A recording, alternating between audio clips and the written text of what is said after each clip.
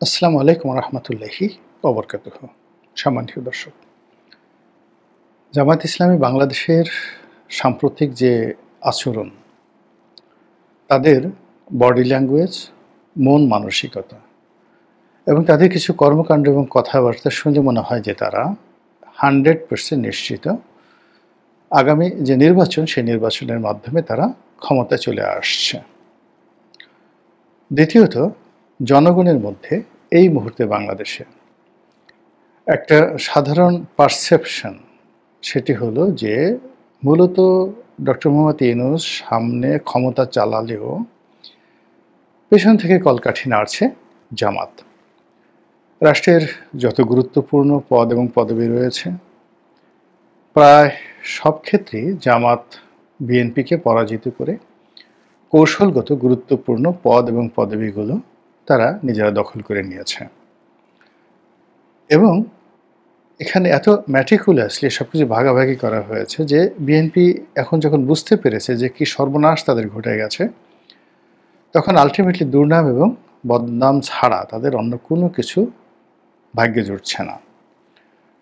এর কারণ হলো যে যেই জায়গাতে অর্থ আছে, চাঁদাবাজি আছে, দখল আছে, খুন আছে, জখম আছে, মামলা আছে, মোকদ্দমা আছে, সেই জায়গাগুলো একেবারে অবাধে বিএনপির লোক গনিমতের মাল হিসেবে দখল করতে পেরেছে এবং এই সুযোগ জামাত করে দিয়েছে এবং ক্ষেত্র বিশেষে তারা তাদের প্রভাব সেখানে আরও যাকে বলা হয় প্রভাব বিস্তার করেছে যেন বিএনপির লোকজন এই পদ পদবিগুলো পায়।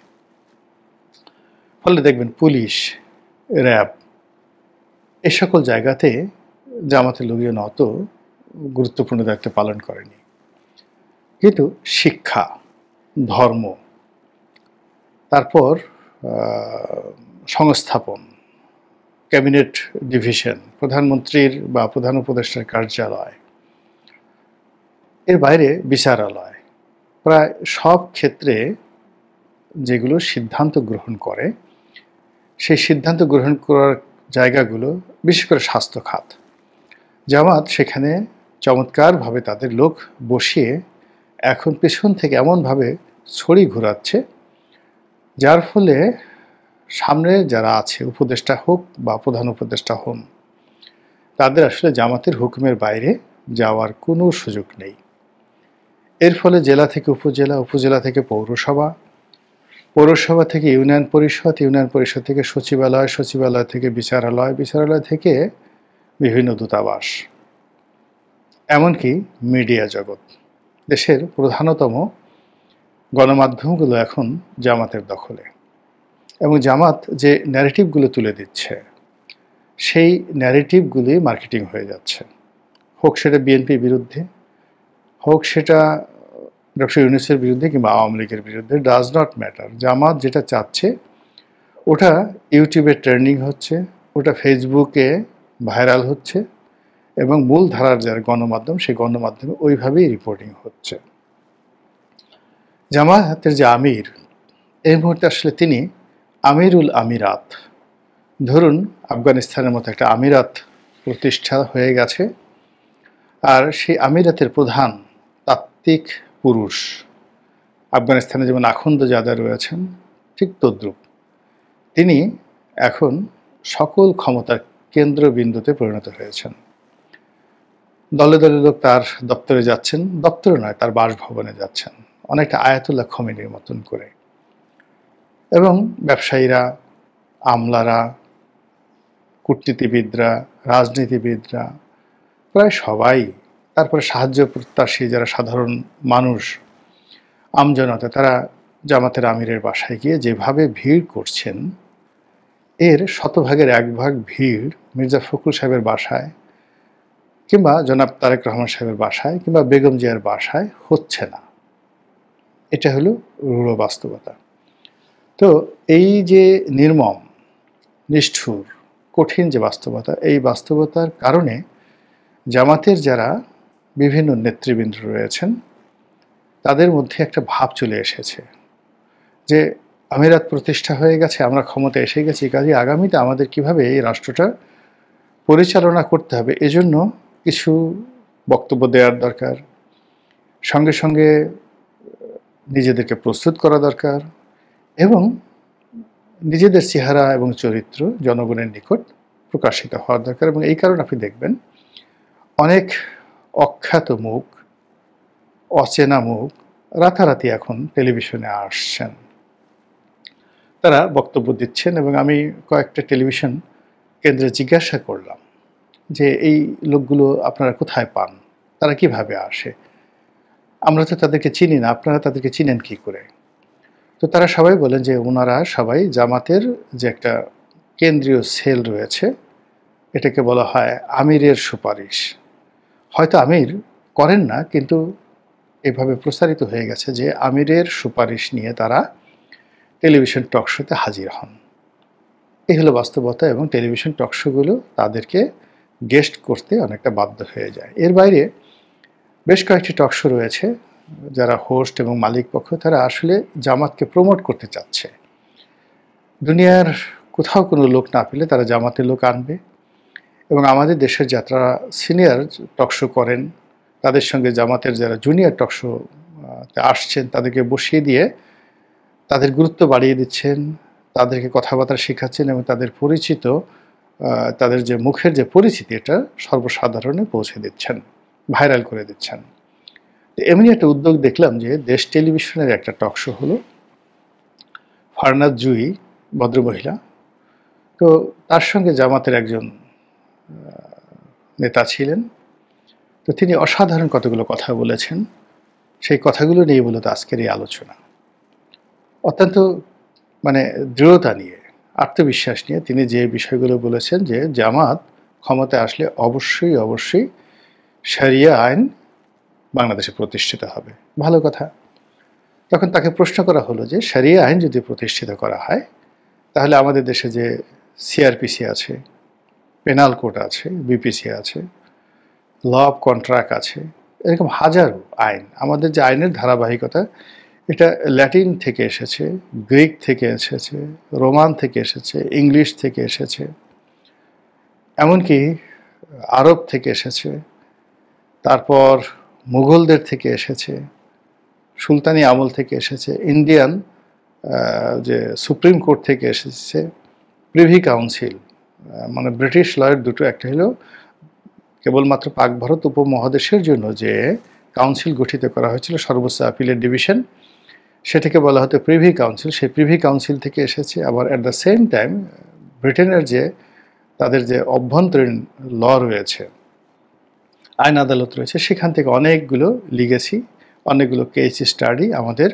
আইনের মধ্যে ঢুকে গিয়েছে। ফলে এই যে বাংলাদেশে আমরা যা কিছু প্র্যাকটিস করছি, এর 99.99% আইনের যে সূত্র, কোনো কোনো আইনের সূত্র হাজার বছরের পুরনো।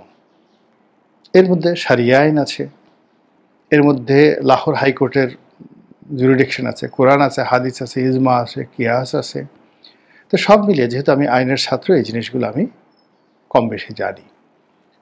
তো সেই ব্যাপারে যখন তাকে প্রশ্ন করা হলো, তিনি অকপটে বলে ফেললেন যে শরিয়া আইন এরকম একটা আইন, কোরআনের আইন এমন একটা আইন যে এই আইন যদি থাকে, পৃথিবীর আর কোনো আইনের দরকার নাই।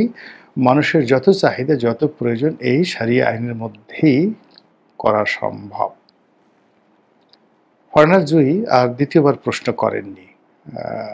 তিনি হয়তো প্রশ্ন করতে পারতেন যে গত 1400 বছর ধরে, এমনকি খিলাফতের যখন রাশিদিন ছিলেন, খোলাফায়ে রাশিদিন ছিলেন, কিংবা ধরুন খলিফা আল মনসুর ছিলেন, এবং খলিফা আল মনসুরের যে কোর্ট, রয়্যাল কোর্ট, এটা পরিচালিত হতো ইমাম মালিক রচিত আল মুয়াত্তা, পৃথিবীর সর্বকালের সেরা শরিয়া গ্রন্থ আল মুয়াত্তার আলোকে।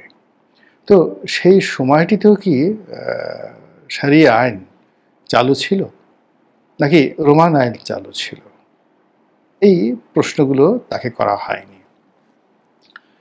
দ্বিতীয়ত যে প্রশ্নটি করা হলো যে শরিয়া আইন যদি চালু হয়, তাহলে যে আমরা যারা টেলিভিশন টকশোতে আসছি, উপস্থাপনা করছি, এই যে আমরা চুল খোলা রাখছি, আমাদের অবস্থা কি হবে?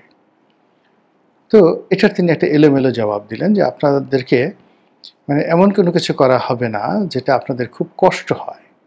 আপনারা হিজাব পরে আসবেন, বোরখা পরে আসবেন এবং চোখ মুখ এমনভাবে ঢেকে থাকবেন যেন আপনাদের নিঃশ্বাস এবং প্রশ্বাসে কোনো কষ্ট না হয়। তারপরে মেয়েদের যে কর্মকাণ্ড, চিত্ত বিনোদন, গান বাজনা, মানে যেগুলো হাজার বছর ধরে চলে আসছে, এমনকি আরবেও চলে এসেছিল। আপনারা মাওলানা আব্দুর রশিদ তর্কবাগীশের একটা বিখ্যাত বই রয়েছে, সেখানে সমকালীন জীবনবোধ, সেখানে অসাধারণ একটি হাদিস বর্ণনা করা আছে। আল্লাহ রাসূলের সামনে বেশ কয়েকটি বেদুইন মেয়ে নাচছিলেন এবং তিনি তাকিয়ায় হেলান দিয়ে তিনি এই দৃশ্য উপভোগ করছিলেন, আর তার কিশোরী স্ত্রী তার পাশে বসা ছিলেন। ঠিক সেই সময়টিতে সেই রুমে হযরত আবু বকর সিদ্দিক রাদিয়াল্লাহু তাআলা আনহু ঢুকলেন এবং তিনি ঢোকার পর দেখলেন যে বাইজিরা নাচছে। মুহাম্মদ রাসূলুল্লাহ সাল্লাল্লাহু আলাইহি ওয়াসাল্লাম সেটা দেখছেন এবং তিনি এক মুহূর্তের মধ্যে তেলে বেগুনে জ্বলে উঠলেন। তার ধারণা হলো যে তার অবুঝ মেয়ে, কিশোরী মেয়ে এই কাজটি করেছে এবং আল্লাহ রাসূল বিব্রত হচ্ছেন। তখন তিনি সেই বাইজিদেরকে একেবারে ধমক দিয়ে সেই রুম থেকে বের করে দিলেন। আল্লাহ রাসূল খুবই মনঃক্ষুণ্ণ হলেন, বাধা দিলেন না, কিন্তু বাইজিরা চলে গেলে ওনার যখন রাগ কমলো তখন তাকে বললেন যে, হে আবু বকর, পৃথিবীতে কোনো জিনিস নিয়ে বাড়াবাড়ি করো না। যখনই পৃথিবীতে যে জিনিসটি নিয়ে বাড়াবাড়ি করা হয়েছে সেই জিনিসটির অস্তিত্ব এই পৃথিবীতে থাকেনি। এই হলো হাদিসটি। মাওলানা আব্দুর রশিদ তর্কবাগীশের বিখ্যাত বই সমকালীন জীবনবোধে এই রেফারেন্সটি রয়েছে। তো এনিওয়ে, যখন এই বাংলাদেশে নৃত্য গীতের কথা বলা হলো তখন তিনি বললেন যে মেয়েরা নাচতে পারবে, কেন নাচতে পারবে না? তারা মেয়েদের মধ্যে নাচবে, কোনো পুরুষ তাদের সেই নৃত্য দেখতে পারবে না। তাহলে পুরুষরা কি দেখবে? পুরুষরা পুরুষের নাচানাচি, তারা পুরুষরা নাচবে, মেয়ে সেজে নাচবে বা ছেলে সেজে নাচবে। মানে এই যে একটা জটিল কথাবার্তা যারা বলে আসছেন বা বলে চলছেন, তারা এগুলোর যে পরিণতি কিংবা এগুলোর বাস্তবতা, এগুলো পৃথিবীর কোনো দেশে কখনো হয়েছে কিনা এই বিষয়গুলো একটি বারের জন্য চিন্তাভাবনা না করে এই যে সময়ের অপচয় করছেন এবং সময়কে রীতিমতো জলে ঢেলে দিচ্ছেন এবং জামাতের রাজনীতিকে রীতিমতো দুর্বিষহ করে তুলছেন মানুষের কাছে। এই বিষয়গুলো জামাতের যারা কেন্দ্রীয় নেতৃবৃন্দ আছেন তারা কতটা অনুধাবন করতে পারছেন এবং তারা যাদেরকে টকশোতে পাঠাচ্ছেন তাদের বক্তব্য, তাদের আচরণ, তাদের আর্ট, তাদের অ্যাটিটিউড, তাদের ড্রেস কোড কী ধরনের হবে, এই বিষয়গুলো যদি তারা এখনও নির্ধারণ না করেন তাহলে আখেরে মানে শেষ অবধি জামাতের জন্য মহা বিপদ অপেক্ষা করছে।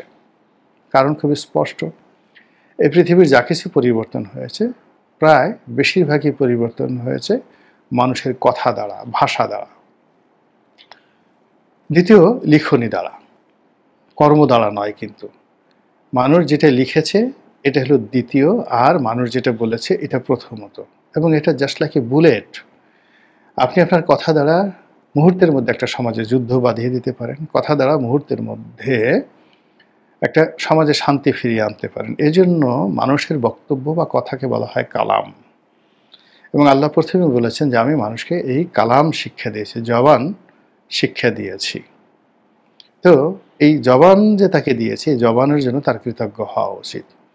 কাজেই আল্লাহর দেয়া এই শ্রেষ্ঠ নেয়ামত মানুষের জন্য, এই নেয়ামতটি ব্যবহার করার জন্য জামাত যাদেরকে লাইসেন্স দিয়েছে সেই লাইসেন্স ইস্যু করার আগে তাদের অবশ্যই বোঝা উচিত লাইসেন্স তারা কাদেরকে দিচ্ছে। মহান আল্লাহ আমাদের সবাইকে হেদায়েত দান করুন এবং হেফাজত করুন। আসসালামু আলাইকুম ওয়া রাহমাতুল্লাহি ওয়া বারাকাতুহু।